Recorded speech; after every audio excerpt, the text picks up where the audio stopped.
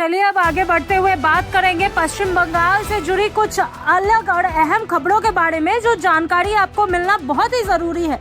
तो वहीं हमने देखा था जहां देश भर में वंदे मातरम को अनिवार्य कर दिया गया था स्कूलों में चलाने के लिए, तो अब पश्चिम बंगाल के स्कूलों में भी वंदे मातरम अनिवार्य कर दिया है। जी हाँ, भाजपा सरकार की तरफ से ये बहुत बड़ा फैसला सामने आया है। पश्चिम बंगाल में शिक्षा व्यवस्था को लेकर एक बड़ा फैसला सामने आया है, जिसमें राज्य की भाजपा सरकार ने स्कूलों की प्रार्थना सभाओं में वंदे मातरम को अनिवार्य कर दिया है। इस निर्णय के बाद राज्य भर के सरकारी और कई निजी स्कूलों में अब रोजाना असेंबली के दौरान वंदे मातरम गाया जाएगा। सरकार के इस कदम को राष्ट्र भक्ति और सांस्कृतिक विरासत को बढ़ावा देने के रूप में पेश किया जा रहा है। जी हाँ, ये बहुत बड़ी और महत्वपूर्ण खबर है।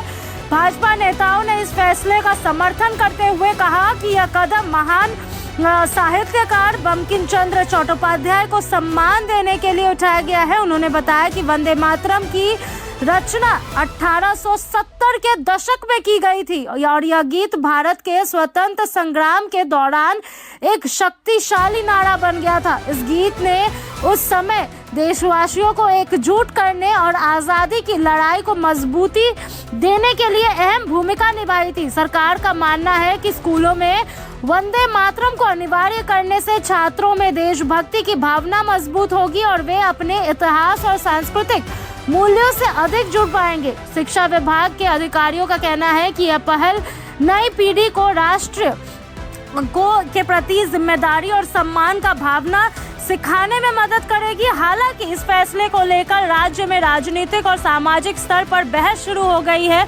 कुछ संगठनों और विपक्षी दलों ने इस कदम पर सवाल उठाते हुए कहा कि इसे अनिवार्य बनाना उचित नहीं है और इससे व्यक्तिगत स्वतंत्रता को भी ध्यान रखा जाना चाहिए। वहीं सरकार और भाजपा नेताओं का कहना है कि यह निर्णय पूरी तरह से देश हित और सांस्कृतिक सम्मान के लिए लिया गया है। शिक्षा विशेषज्ञों की राय भी इस मुद्दे पर बटी हुई है। कुछ विशेषज्ञ इसे छात्रों में अनुशासन और राष्ट्रभक्ति बढ़ाने वाला कदम मानते हैं, तो जबकि कुछ का कहना है कि शिक्षा का उद्देश्य विचारों की स्वतंत्रता को बढ़ावा देना होता है और किसी भी चीज को अनिवार्य बनाने से विवाद पैदा हो सकता है।